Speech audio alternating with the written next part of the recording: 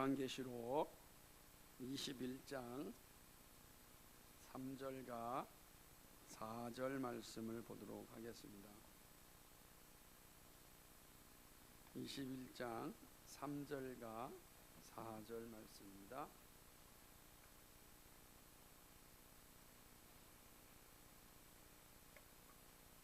같이 읽겠습니다. 내가 들으니 보좌에서 큰 음성이 나서 가로되 보라, 하나님의 장막이 사람들과 함께 있으며 하나님이 저희와 함께 거하시리니 저희는 하나님의 백성이 되고 하나님은 친히 저희와 함께 계셔서 모든 눈물을 그 눈에서 씻기심에 다시 사망이 없고 애통하는 것이나 고하는 것이나 아픈 것이 다시 있지 아니하리니 처음 것들이 다 지나갔음이로라. 아멘. 무더운 여름 어떻게 잘 지내고 있습니까? 이번 한 주도 정말 덥더라고요. 덥다 보니까 에어컨을 자주 접하게 되고 에어컨을 자주 접하게 되니까 몸이 제 기능을 다 하지 못하는 것 같아요. 막 몸도 축 처지는 것 같습니다. 무더운 이 여름 잘 견딜 수 있기를 바랍니다. 혹시 여러분 운동 중에 가장 힘든 운동이 무엇이라 생각합니까? 운동 중에서 가장 힘든 운동? 글쎄요, 아마 운동하는 사람마다 자기가 하는 걸 가장 힘들다고 말할지 모르겠어요. 근데 저는 마라톤 가장 힘들지 않을까 생각을 해봅니다. 42.195m를 달린다는 거 정말 만만치 않죠.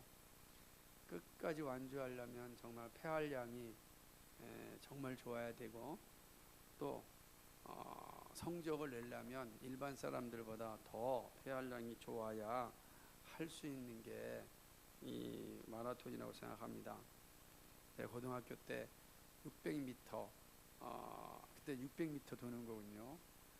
그거 해도 엄청났었는데 그때 600m 제가 선수였는데 그거 하고라도 너무너무 막 힘들고 그랬었는데 42km를 뛴다는 거 끔찍하지 않습니까?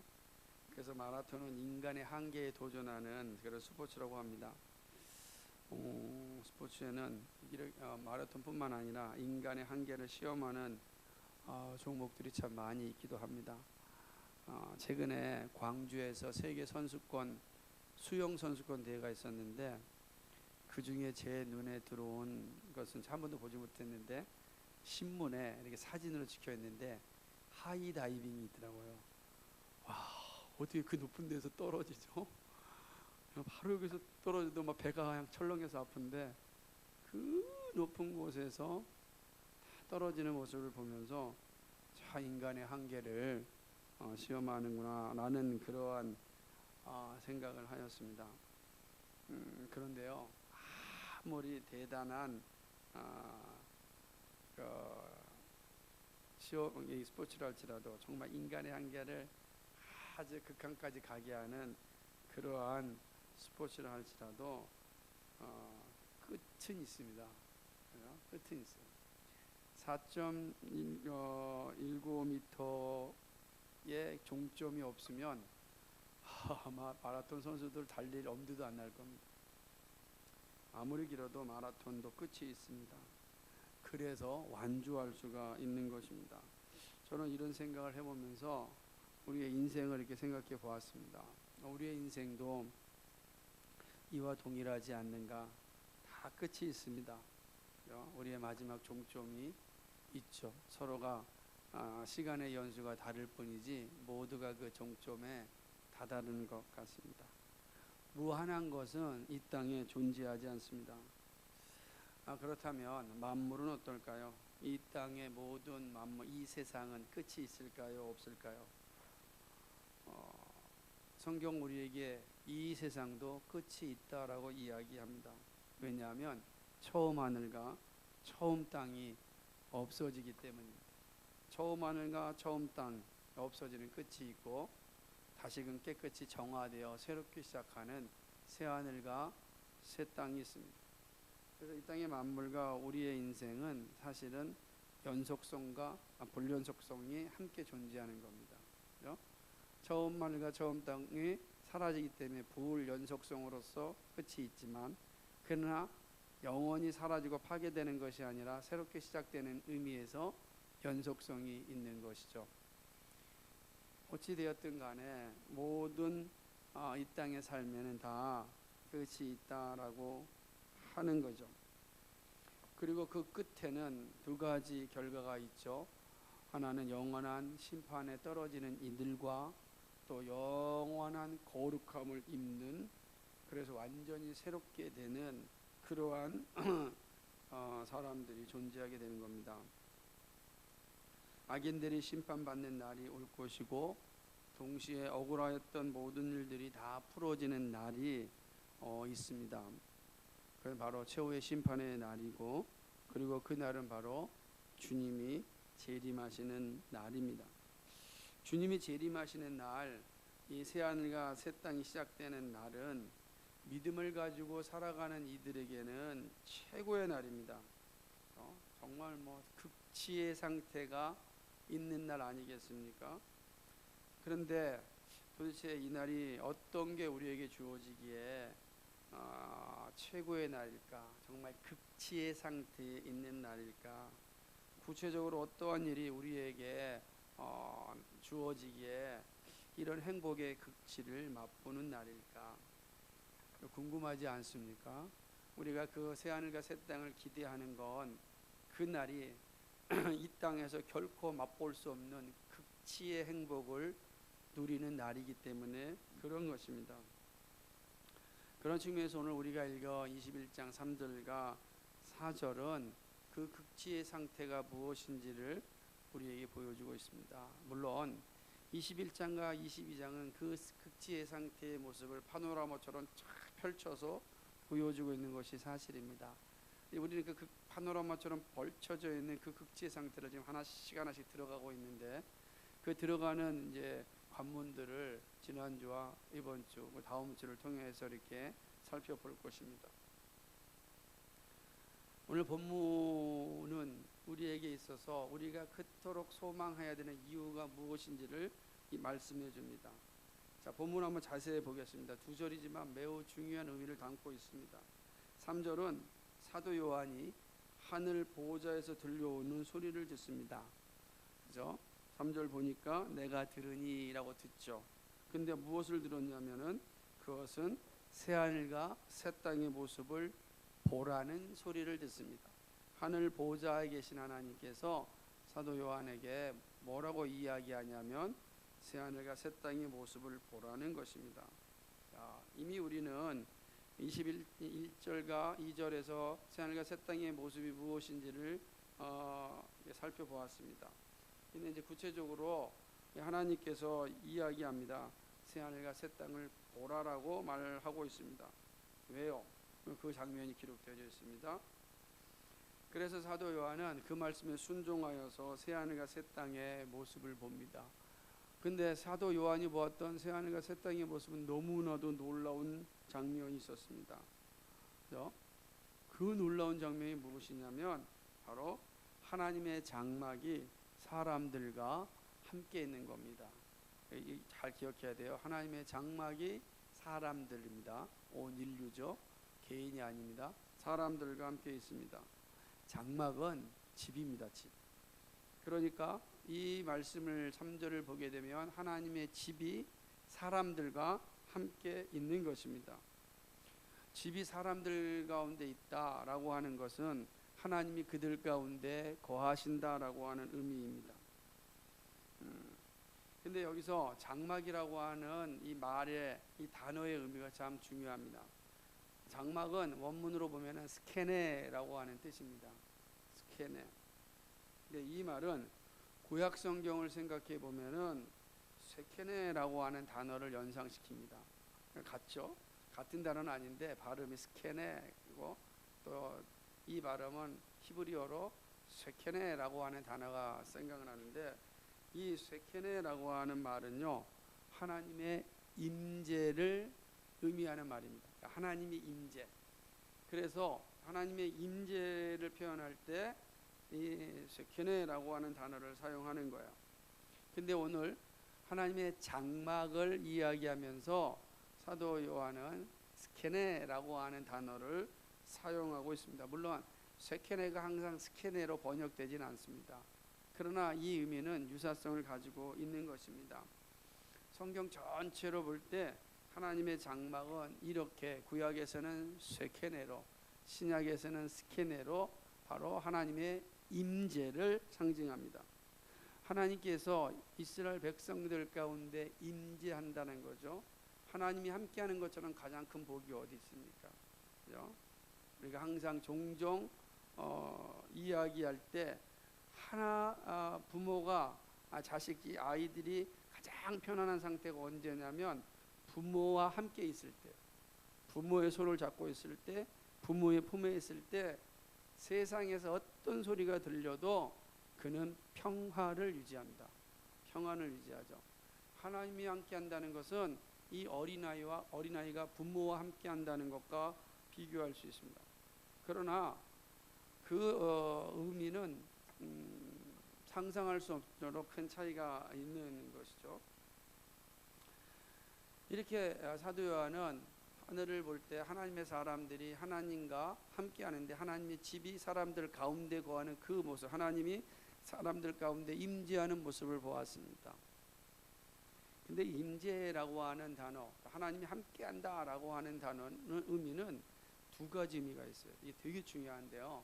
하나는 보통 이스라엘 백성과 하나님과의 관계를 상징할 때 표현하는 건데 그때 어떤 걸 표현하냐면 결혼 관계를 상징합니다. 그러니까 하나님과 이스라엘이 결혼하였다. 결혼하였으니까 어떻게 되죠? 늘 함께 있는 거죠. 그러니까 이 하나님의 임재라고 하는 표현을 쓸 때는 하나님과 이스라엘과 하나님의 결혼 상태를 상징하는 말인 것입니다. 그래서 결혼하여서 함께 사는 것이죠.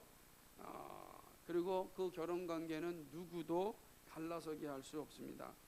영원히 한 집에 함께 산다. 이게 바로 쉐케네 임재라고 하는 이 장막이라고 하는 말이 의미하는 것입니다. 그러나 이보다 더 중요한 두 번째 의미가 있습니다. 그것은 바로 이게 더 중요한데 바로 하나님의 언약의 최종적 성취, 완성을 의미하는 것입니다. 언약은 성경 전체에 흐르는 매우 중요한 가르침입니다. 그래서 우리는 구약 성경, 신약 성경 이렇게 말하기도 하잖아요. 옛 언약, 새 언약 이렇게 말하기도 하는 거 아니겠어요? 우리가 다 언약의 책을 가지고 있잖아요. 그죠? 그러니까 우리는 언약의 책을 통해서 늘 언약의 말씀을 받고 있는 사람들입니다. 언약이 무엇을 의미하냐?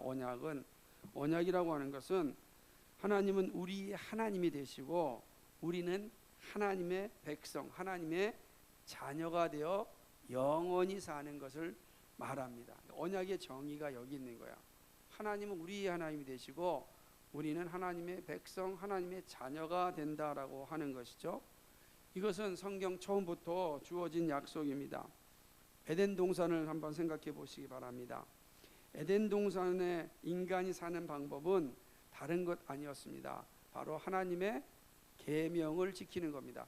하나님과 맺은 언약을 지킬 때 인간은 에덴 동산에 살 수 있었습니다. 하나님은 아담을 창조하신 후에 그와 함께 거하기 위하여서 아담과 언약을 맺으셨습니다. 하나님이 창조주 하나님께서 사람과 언약을 맺어야 될 이유가 없어요. 그 이유 하나는 뭐냐면 하나님이 그 아담 가운데 거하시기 위하여 하나님께서 아담과 언약을 맺으신 겁니다. 그래서 아담이 그 언약 가운데 거하면 아담은 하나님을 하나님으로 섬기고 하나님은 아담을 그의 자녀로 여겨서 영원토록 그와 함께 사는 것입니다. 그런 첫사람 아담에게 준 언약의 형태가 무엇이었는가? 그건 선악을 알게 하는 나무를 먹지 말라는 것입니다. 그 언약, 그 계명만 지키면 언약은 항상 계명의 형태로 나타나거든요. 근데 반드시 그 언약을 지킨다고 하면 하나님은 아담과 영원히 함께 거합니다. 적어도 아담에게는 사망이 없으므로 영원히 하나님과 함께 거하는 은혜를 누리게 되는 것입니다. 이렇듯 하나님은 사람과의 언약을 통하여 자신의 나라를 통치하시고 사람들과 함께 거하신 겁니다. 그런데 사람이 이 언약을 파기하였습니다. 언약이 파기되자 더 이상 하나님은 사람들 가운데 거하실 수 없었습니다. 그리고 아담은 에덴 동산에서 쫓겨나고 죽음에 이른 것입니다. 왜냐하면 하나님께서 언약을 체결하신 이유는 사람들 가운데 임재하시기 위함인데, 사람이 그 언약을 파기함으로 말미암아 더 이상 하나님이 사람들 가운데 거할 수 없게 된 것입니다. 언약의 목적은 다른 게 아니었습니다. 언약의 목적은 하나님께서 인류를 자기 백성으로 삼으시고 그들 가운데 임재하시기 위함입니다.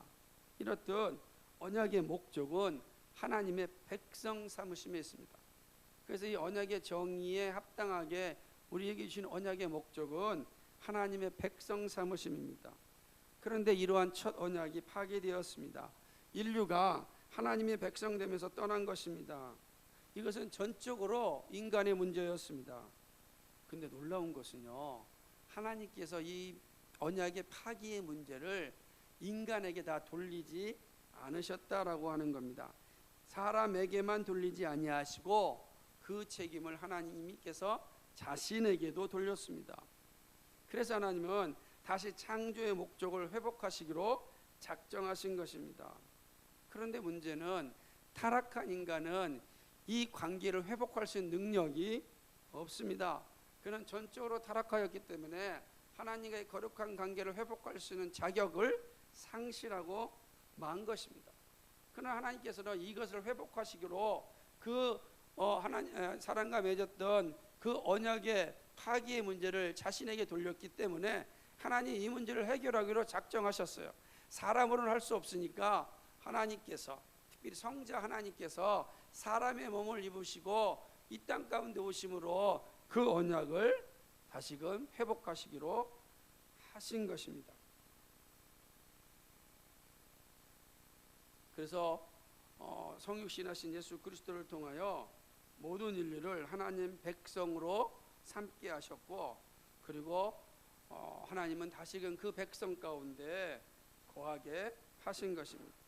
그런 의미에서 신약 성경은 새 언약을 이야기할 때 다시 예수 그리스도를 통하여 오신 예수 그리스도를 언약의 주라고 얘기하는데, 새 언약의 주인이신 예수 그리스도를 의미하면서 새 언약을 무엇이라고 면하냐면 첫 언약의 성취라 이렇게 이야기합니다. 그것이 히브리서 8장 7절과 8절에 있는 말씀입니다. 그리스도의 오심은 바로 이렇게 자신의 백성을 삼으시기 위함입니다. 그리스도께서 왜 이 땅에 오셨습니까?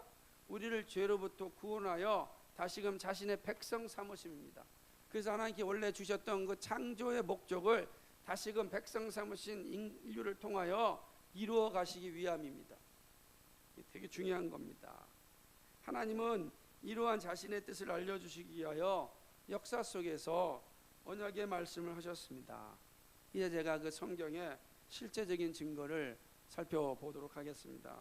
우선 창세기 17장 7절 8절에서 아브라함에게 주신 언약의 모습입니다. 물론 노아의 언약에서도 그 모습이 나타나지만 명시적으로 나타난 것이 바로 아브라함에게 주신 언약입니다. 창세기 17장 7절과 8절 말씀을 찾아보십시오. 창세기 17장 7절과 8절, 아브라함에게 주신 언약의 모습입니다. 인류는 타락하였습니다. 계속해서 타락을 향하여 달려가고 있었습니다. 죄는 죄를 짓는 경향성이 있기 때문에 죄에서 떠나지 않는 한 모든 인류는 죄 가운데 살 수밖에 없습니다. 그 가운데 하나님께서는 자신의 창조 계획을 회복하시기 위하여서 하나님의 사람들을 부르시고 그들과 언약을 맺으십니다. 같이 읽겠습니다. 내가 내 언약을 나와 너와 내 대대 후손 사이에 세워서 영원한 언약을 삼고 너와 내 후손의 하나님이 되리라. 내가 너와 내 후손에게 너희 우고하는 이 땅 곧 가나안 일경으로 주어 영원한 기업이 되게 하고 나는 그들의 하나님이 되리라. 아멘. 나는 그들의 하나님이 되고 그들은 나의 백성이 될 것이다. 이것이 아브라함에게 주신 언약인 것입니다. 그리고 모세에게 주신 시내산 언약의 모습에서 더 구체적으로 나타납니다.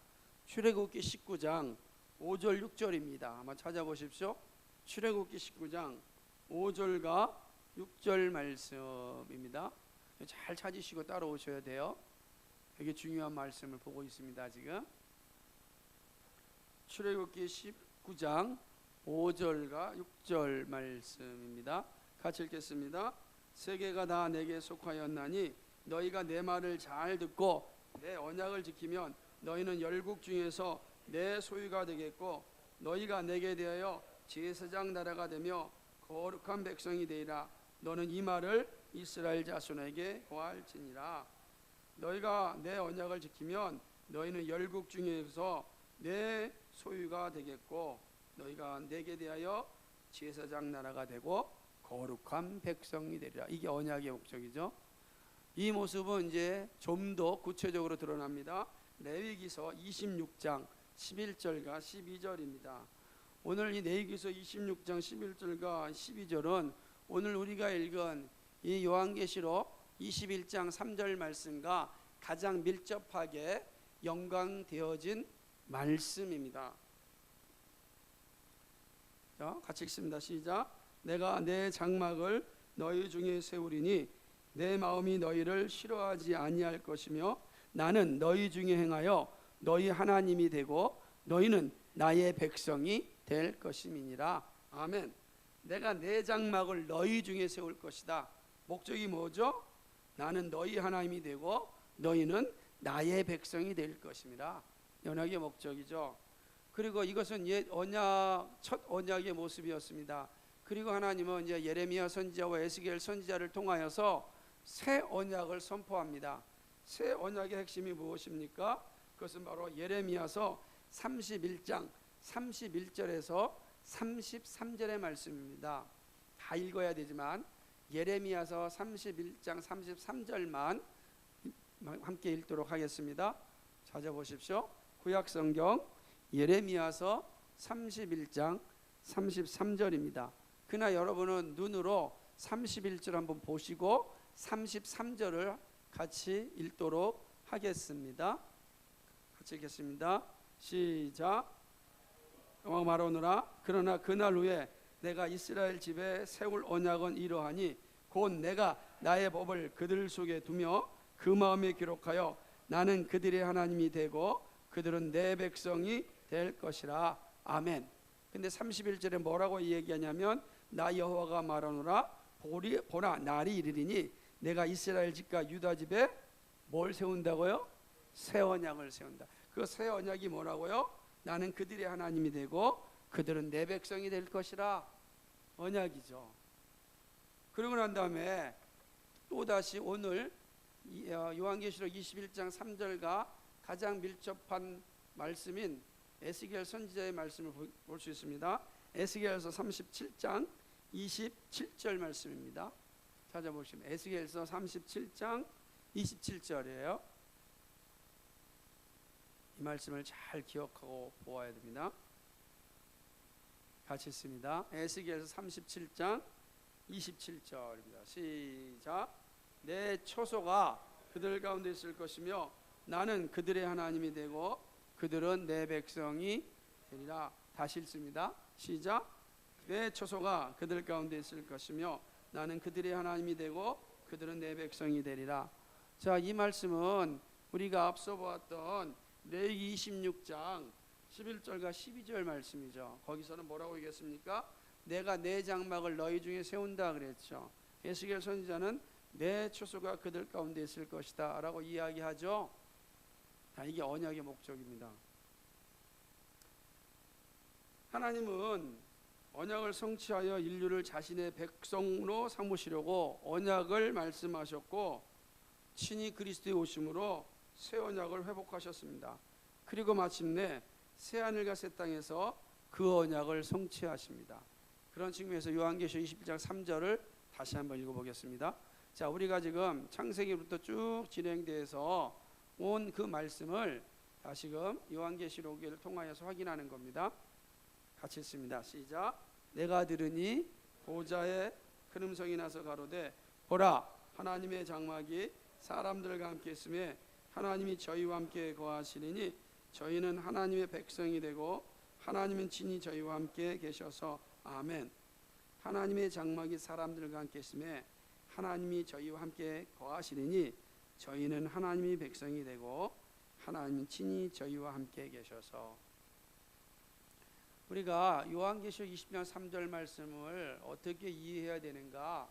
이것은 이미 하나님께서 말씀하셨던 그 언약을 완성하심인 겁니다. 다시 말하면 사람이 깨뜨렸던, 온 인류가 깨뜨렸던 그 언약을 하나님이 스스로 회복하셔서 다시금 하나님의 영광스러운 그 관계를 회복하시는 거예요. 하나님이 다시 사람들 가운데 영원히 거하시는 것입니다. 이렇게 함으로 언약을 통하여 의도하셨던 것을 완성하신 것입니다. 그러기에 오늘 본문에서 사람이라고 표현하지 않고 사람들이라고 얘기했어요. 제가 왜 사람들을 강조하냐면 언약을 파기한 건 누구였습니까? 사람이었어요. 근데 언약을 회복하여 모든 백성이 다시금 새하늘과 새 땅에 들어올 때 새하늘과 새 땅에 들어오는 사람은 누굽니까? 사람들, 모든 인류라. 왜냐하면 원래 하나님의 목적이 동산에서 도시로의 여정이기 때문에 아담으로부터 시작하여 온 인류로 가야 되는 목적이기 때문에 오늘 말씀에도 새하늘과 새 땅에 들어와 그 언약을 성취하여 그 언약을 누리는 이들은 온 인류라, 이렇게 말씀하고 있는 것입니다. 하나님께서 모든 인류를 자기 백성으로 삼으시기 위함입니다. 사실 하나님께서 인류와 언약을 맺으시는 의도는 자발적으로 하나님만 섬기는 자녀가 되게 하는 것입니다. 그것이 죄로 깨어졌지만 이제 새하늘과 새 땅에서 언약의 모습이 완성되어져서, 그럼 새하늘과 새 땅이 무슨 선명해지는 거죠? 하나님이 우리 가운데 거하시고 우리가 하나님 가운데 거하셔서 영원히 사는 겁니다. 다시 말하면 에덴 동산에서 아담이 날마다 하나님과 동행하며 살았던 그 놀라운 영광을 온 인류가 새하늘과 새 땅에서 누리는 겁니다. 이게 극치의 상태라는 겁니다. 그러므로 하나님의 장막이 사람들과 함께 거하는 것은 하나님께서 결혼관계를 상징하여 영원히 함께 하신다는 의미와 함께 하나님께서 인류가 깨뜨린 그 언약을 회복하시고 완전히 성취하심을 말씀하십니다. 바로 그 현장을 사도 요한이 본 것입니다. 흥분되지 않겠습니까?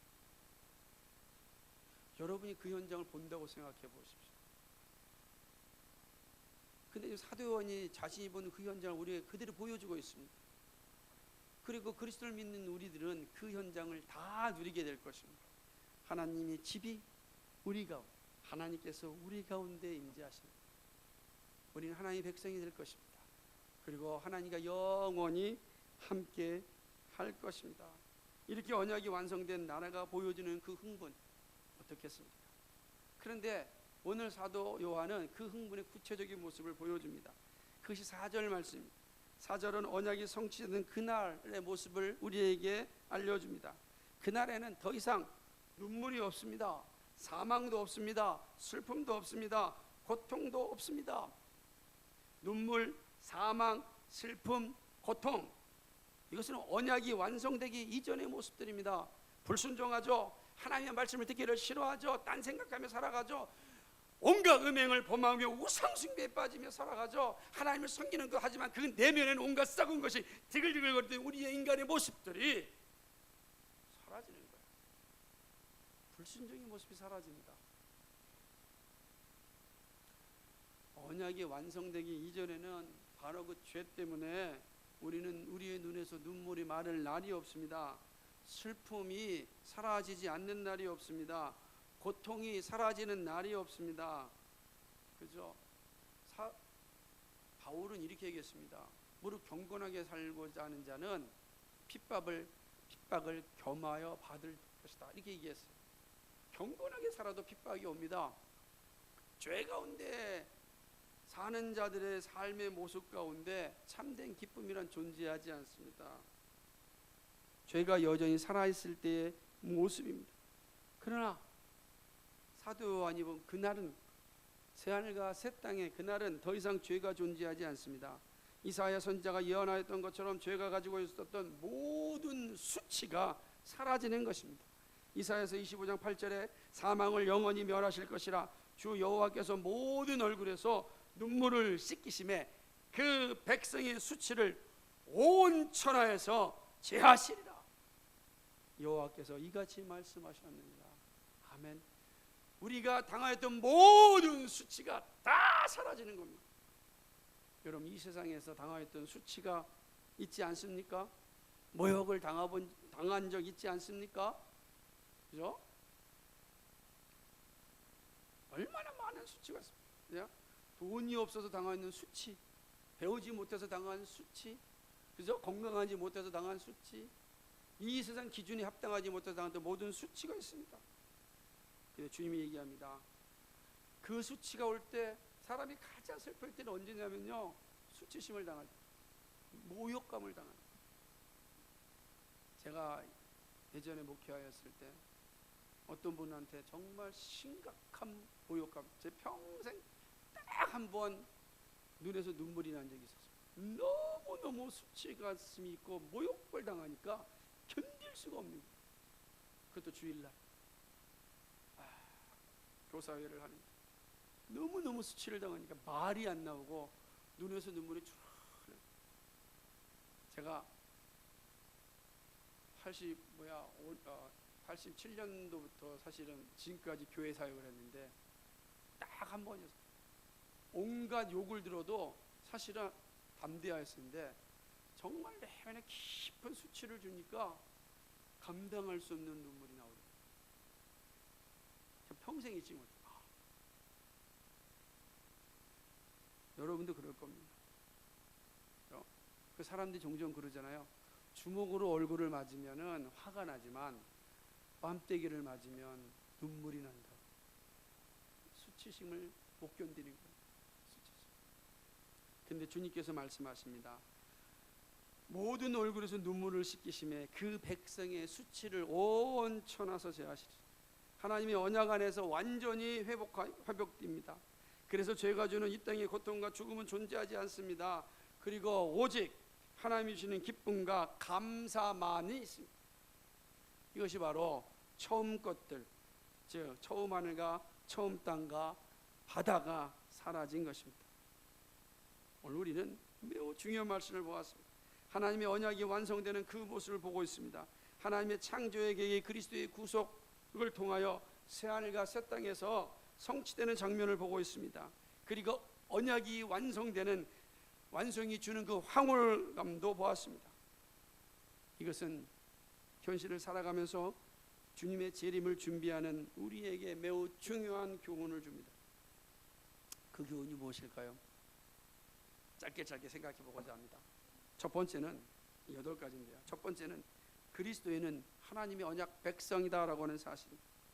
그리스도는 여러 가지 말로 정의할 수 있지만 그 가운데 하나가 바로 언약 백성, 약속의 자녀입니다. 하나님 오직 사랑과만 언약을 맺었습니다. 그래서 선악을 알게 하는 열매를 먹지 말라고 한 것입니다. 또한 말씀을 통하여 언약 백성됨을 알려주셨습니다. 그리고 예수님을 새 언약에 중보적으로 말씀하십니다. 우리는 그리스도와 연합되어져 있습니다. 이것은 우리가 언약의 자손임을 분명하게 보여주는 것입니다. 그러므로 그리스도는 언약의 중보자인 그리스도와 더불어 언약의 자손입니다. 그래서 바울은 말하기를 우리는 그리스도와 함께한 후사라고 하였습니다. 우리는 하나님의 언약 백성입니다. 이게 우리의 실존이에요. 내가 하나님의 언약 백성, 언약 가운데 있습니다. 하나님의 약속 가운데 있는 존재입니다. 그래서 그리스도인이 누구냐라고 이야기할 때 언약 백성입니다 라고 말하는 것입니다. 둘째, 언약 백성은 하나님의 임재 가운데 살아갑니다. 언약 백성 가운데 가장 큰 특징은 하나님의 임재 가운데 삽니다. 오늘 3절 말씀처럼 하나님과 영원히 함께하는 삶입니다. 하지만 그 놀라운 선물은 바로 지금 이 자리에서 시작합니다. 성령께서 우리 안에 내주하여 계시기 때문입니다. 고린도전서 6장 19절에 너희 몸은 너희가 하나님께로 받은 바 너희 가운데 계신 성령의 전인 줄 알지 못하느냐. 너희는 너희 자신의 것이 아니라 우리 하나님의 것입니다. 하나님이 우리 안에 지금 거하고 계십니다. 이 하나님의 거하심은 영원히 거하십니다. 떠나지 않으세요. 성령이 우리 안에 거하신 것은 영원한 것입니다. 그런데 그 성령은 오직 언약 백성 안에만 내주하십니다. 그래서 언약 백성은 늘 성령의 인도하심에 따라 살아갑니다. 우리를 위하여 탄식하여 주시는 분도 바로 성령님입니다. 우리에게 진리를 가르쳐 주시는 분도 성령님입니다. 그래서 언약 백성 늘 이러한 자부심을 가지고 살아갑니다. 하나님의 임재 가운데 이 자부심입니다. 나는 혼자가 아니라 하나님이 나와 함께 하신다. 세 번째, 언약 백성은 땅의 것이 영원하지 않음을 알고 있습니다. 언약 백성은 하나님의 영원한 언약을 바라보면서 살아갑니다. 그런 의미에서 언약 백성은 땅의 것이 영원하지 않음을 잘 알고 있습니다. 우리가 잘 알고 있는 고린도후서 4장 18절 말씀처럼 우리가 주목하는 것은 보이는 것이 아니요 보이지 않는 것이니 보이는 것은 잠깐이요 보이지 않는 것은 영원함이로다. 그렇습니다. 땅의 것이 유한한 것임을 잘 알기 때문에 땅의 것에 충만함에도 교만하지 않고 상실에도 절망하지 않습니다. 언약 백성이 자부심이 여기 있는 거예요. 내가 땅의 것을 많이 가졌다고 해서 땅의 것으로 내 몸을 채웠다고 해서 교만하지 않아요. 왜? 곧 사라질 것이니까. 그러나 내가 채우지 못했다고 해서 절망하지 않아요. 하나님께 나에게 준비하신 것이 있기 때문입니다. 이게 언약 백성의 자부심이에요. 네 번째, 언약 백성은 땅의 것으로 만족하지 않습니다. 언약 백성은 땅의 것이 삶을 만족시켜주지 않음을 잘 알고 있기에 집착하며 살아가지 않습니다. 땅의 것에 집착하는 것은 하나님의 영광을 생각하지 않음을 의미합니다. 언약 백성이 만족하는 것은 오늘 하늘의 것입니다. 골로새서 3장 1절 2절에 그러므로 너희가 그리스도와 함께 다시 살리심을 받았으니 위의 것을 찾으라. 거기는 그리스도께서 하나님 우편에 앉아 계시느니라. 위의 것을 생각하고 땅의 것을 생각지 말라. 언약 백성은 늘 위의 것을 바라보며 살아갑니다. 거기에 자신의 만족이 있어요. 그러므로 이 땅의 것이 아무리 채워진다 할지라도 만족하지 않아요. 근데 위의 것이 채워지면 만족해요. 아무리 내가 이 땅에 성공해도 내가 예배에 실패하면 만족이 없는 거예요. 그 언약 백성의 삶입니다. 그러나 내가 이 땅에서 비록 많은 걸 갖지 못하고 많은 걸 누리지 못한다 할지라도 하나님과 예배 관계 속에서 참된 은혜를 누리면 그 안에 만족이 오는 거예요. 그 만족이 일용할 양식의 영광을 나타내는 겁니다. 이게 없는 사람은 언약 백성이 아니죠. 그 얘기하는 겁니다. 다섯째, 언약 백성은 하늘의 영광을 알기에 땅의 현실과 싸우며 살아갑니다. 끊임없이 싸우는 자입니다. 그래서 무엇을 하든지 하나님의 영광을 생각합니다. 하나님의 영광을 위하여 현실과 싸웁니다. 그리고 마지막 날에 가장 큰 영광을 누립니다. 그런즉 너희는 먹든지 마시든지 무엇을 하든지 다 하나님의 영광을 위하여 하라. 고린도전서 10장 31절 말씀입니다. 뿐만 아니라 이렇게 하나님의 영광을 위해서 하는 자들은 이 땅에서 자신의 모든 것을 불의를 위하여 싸우지 않고 하나님께 의의 무기로 드립니다. 로마서 6장 13절 말씀에 이렇게 이야기합니다. 또한 너희 지체를 불의의 무기로 죄에게 내어주지 말고 오직 너희 자신을 죽은 자 가운데서 다시 살아난 자 같이 하나님께 드리며 그리스도와 같이 하나님께 드리며 너희 지체를 의의 무기로 하나님께 드리라. 여러분, 우리의 지체를 의의 무기로 하나님께 드리는 게 언약 백성의 모습입니다. 내가 가진 은사와 재능, 내가 가진 모든 것들이 바로 이렇게 하나님께 드려지는 것이 언약 백성의 모습인 것입니다. 여섯 번째, 언약 백성은 하나님의 자녀됨을 기뻐합니다. 그죠? 자녀됨 자체를 행복하고 즐거워하는 것. 내가 그리스도인됨을 즐거워합니다. 그래서 세상의 위협에 두려워하지 않습니다. 오히려 담대하게 세상에 그리스도를 증거합니다. 언약 백성됨을 확신하였던 사도들의 모습에서 볼 수 있었던 놀라운 장면은 자신이 그리스도인됨, 그리스도의 자녀됨을 너무나 기뻐하였다는 겁니다. 사도행전 4장 19절 20절에 베드로와 요한이 대답하여 가로되 하나님 앞에서 너희 말 듣는 것이 하나님 말씀 듣는 것보다 옳은가 판단하라. 우리는 보고 들은 것을 말하지 아니할 수 없다. 그 위기 가운데서 유대인 지도자들 앞에서 이 사도들은 담대하게 이야기하였습니다. 나는 우리가 보고 들은 거, 그리스도를 보고 그리스도의 말씀을 들은 거, 나는 말하지 아니할 수 없다. 자부심, 자랑이죠. 여러분 나가서 내가 예수 믿음을 자랑하는 거. 나 예수 믿습니다. 왜? 언약 백성됨의 모습이에요. 그 영광의 나라를 알기 때문에 자랑하는 겁니다. 어디든지 기도할 수 있고요. 가서 교회 다닙니다라고 얘기할 수 있고요. 사람들이 아니요, 교회 다니면 밥이 나오냐 떡이 나오냐 그럴 때 담대하게 언약의 성취를 설명해 주는 겁니다. 예수 믿는 자에게 주는 그 기쁨과 그 즐거움은 이루 말할 수 없음을 보여주는 겁니다. 그리고 나는 마침내 그 극치의 행복을 누릴 수 있음을 이야기하는 겁니다. 그게 언약 백성의 모습. 7번째, 언약 백성은 자발적으로 하나님 섬기기를 즐거워합니다. 언약 백성은 하나님을 섬길 때 자발적으로 헌신합니다. 억지로 하지 않습니다. 그것은 언약 백성의 모습이 아닙니다. 하나님이 함께하는 영광을 누리고 있는데 억지로 할 수 없습니다. 고린도후서 9장 7절에 각각 그 마음에 정한 대로 할 것이요 인색함이라 억지로 하지 말지니 라고 이야기했습니다. 하나님은 하나님 앞에 설 때는 인색함과 억지로 하는 것이 아닙니다. 그러므로 시편 기자는 이렇게 기도하였습니다. 시편 51편 12절 말씀에 주의 구원의 즐거움을 내게 회복시켜 주시고 자원하는 심령을 주사 나를 붙드소서. 여러분 기도해야 돼요. 하나님 자원하는 심령을 주사 저를 붙들어 주옵소서. 자발적 순종이 언약 백성의 모습입니다. 이것이 하나님께서 인류와 언약을 맺으신 이유입니다. 자원하여 섬기는 것이 하나님이 가장 기뻐하시는 일입니다. 하나님 나라의 아름다움은 하나님을 향한 순종이 온전함입니다. 이것이 바로 언약 백성의 자세입니다. 마지막 8번째, 언약 백성은 말씀에 사로잡혀 살아가기를 자원합니다. 언약 백성의 가장 두드러진 특징이 있다면 바로 하나님의 말씀에 사로잡혀서 하나님의 일을 하고 싶어합니다. 늘 하나님의 뜻에 따라 자원하여 하나님의 일을 하고 싶은 거 언약 백성의 모습이에요. 그래서 이렇게 얘기했어요. 한번 찾아볼까요? 베드로전서 5장 2절 말씀 찾아보세요. 베드로전서 5장 2절.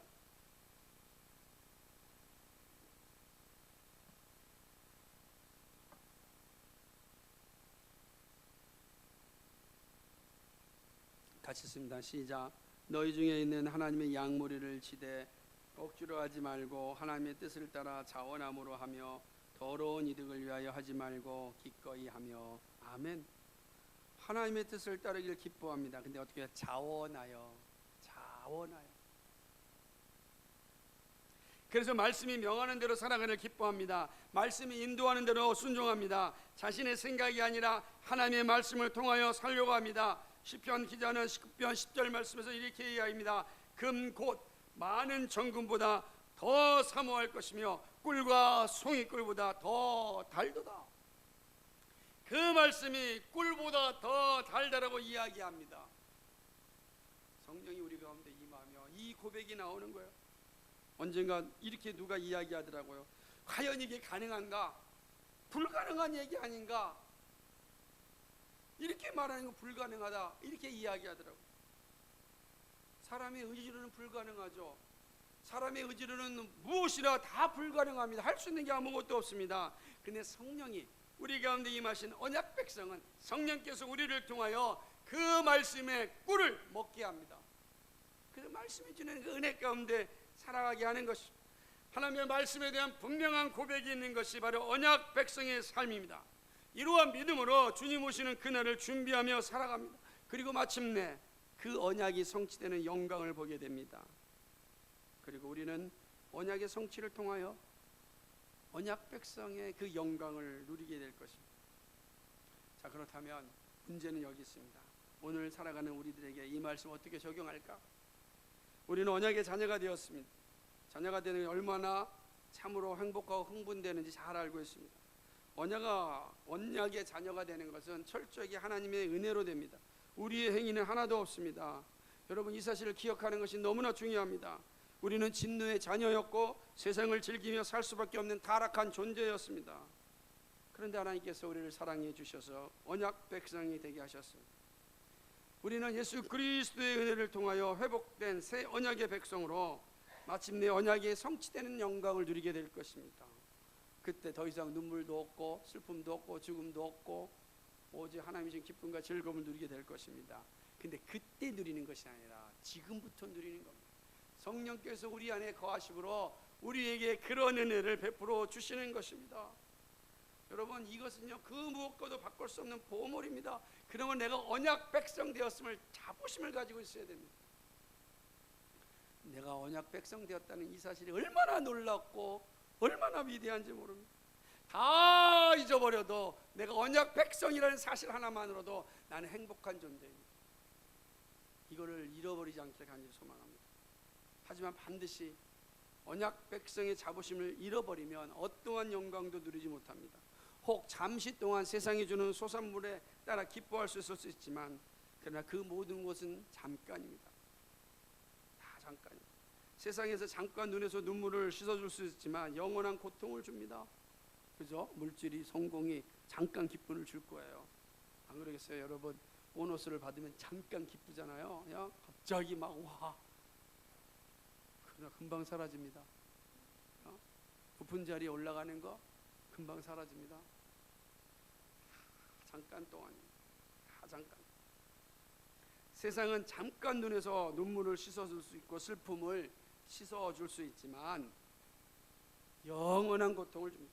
그러나 언약 백성은 잠깐 보이는 세상에 만족하지 않고 영원한 영광을 사모합니다. 더 이상 눈물과 아픔과 슬픔과 두려움과 사망이 없는 영광을 소망합니다. 이것은 오직 언약 백성만이 누릴 수 있습니다. 사랑하는 여러분, 오늘 이 땅에서 억울한 일을 당할 수 있습니다. 그리고 해결도 당하지 못할 수 있습니다. 그러나 혹 그런 일을 당할 때 낙심하거나 절망하지 마시기 바랍니다. 이제 마지막 판결이 남아 있습니다. 그러므로 어떠한 순간에도 믿음의 길에서 떠나서는 안 됩니다. 불의함 때문에 떠나서도 안 됩니다. 실패함 때문에도 떠나서는 안 되는 것입니다. 그때마다 믿음의 주님을 바라보아야 합니다. 나를 위하여 여전히 간구하시는 성령 하나님의 은혜를 보아야 합니다. 이것이 언약 백성의 삶입니다. 언약 백성은 자신의 삶을 하나님께 고정시키기 위해 열심히 살아갑니다. 그것은 예배를 통하여 나타납니다. 여러분이 정말 예배에 하나님께 집중할 수 있어야 됩니다. 그렇게 해서 기도하고 준비하고 와야 됩니다. 그리고 말씀에 집중할 수 있어야 됩니다. 하나님, 그 말씀이 나의 심령에 박히게 하여 주옵소서. 내 지성을 깨어나게 하여 주옵소서. 성령님 역사하여 주셔서 나의 무지를 비춰주시고 그 진리가 내 지성 가운데, 내 인격 가운데 심겨 주옵소서. 그렇게 기도해야 됩니다. 그렇게 집중해야 됩니다. 그리고 가정에서, 그리고 삶의 다양한 현장에서 언약 백성의 삶을 드러내야 합니다. 예배에 성공할 때 그것이 가능하기 때문입니다. 언약 백성은 세상의 소금과 빛이 되기를 추구하는 만큼 가정의 빛과 소금 되기를 기뻐합니다. 그리고 무엇보다도 그리스도의 몸인 교회를 세우는 일에 힘을 씁니다. 사랑하는 여러분, 우리는 두 가지를 다 해야 됩니다. 성령께서 그렇게 하라고 말씀하셨습니다. 여러분의 가정에서도 빛과 소금이 되어야 됩니다. 각자가, 아내는 남편에게, 남편은 아내에게, 자녀는 부모에게, 부모는 자녀에게 빛과 소금이 되어야 됩니다. 부모는 억압하는 존재가 아닙니다. 자녀는 부모를 불순종하는 그런 존재가 되어서는 안 됩니다. 우리가 그리스도의 자녀가 되었다고 한다면 빛과 소금의 역할을 감당해야 됩니다. 그리고 그것이 삶의 현장, 이 세상 가운데서도 드러나야 되는 것입니다. 그럴 때 교회가 건강하게 세워지고 교회의 영향력이 나타나는 것입니다. 세상은 점점 교회를 모래알처럼 만들어서 흩으려고 하고 있습니다. 이러한 시대를 살아가려면 언약 백성의 자부심과 확실성을 가지고 있어야 됩니다. 언약 백성이라는 신앙의 정체성이 분명할 때 세상이 추구하는 탐욕과 싸울 수 있습니다. 그리고 장차 완성될 하나님의 나라에 하나님이 주시는 영광을 누릴 수 있습니다. 사랑하는 여러분, 우리에게 영광을 주실 그 하나님은 지금도 성령으로 우리 안에 거하십니다. 성령이 거하는 전으로 우리의 신앙을 더 굳게 가지시고 언약 백성답게 하나님의 나라를 세우기를 간절히 소망합니다. 이것이 바로 사도 요한이 보았던 극치의 상태를 오늘 우리에게 알려주는 겁니다. 언약 백성 여러분이 지금 내가 본 극치를 여러분 누리고 있습니다. 그런데 그 극치를 보고 있는데 왜 절망하십니까? 왜 실망하십니까? 왜 세상에서 주눅드십니까? 여러분은 극치를 누릴 수 있는 사람입니다. 이야기하고 있는 겁니다. 그 영광을 우리 함께 누리기를 간절히 소망합니다. 거룩하시고 자비하신 아버지 하나님,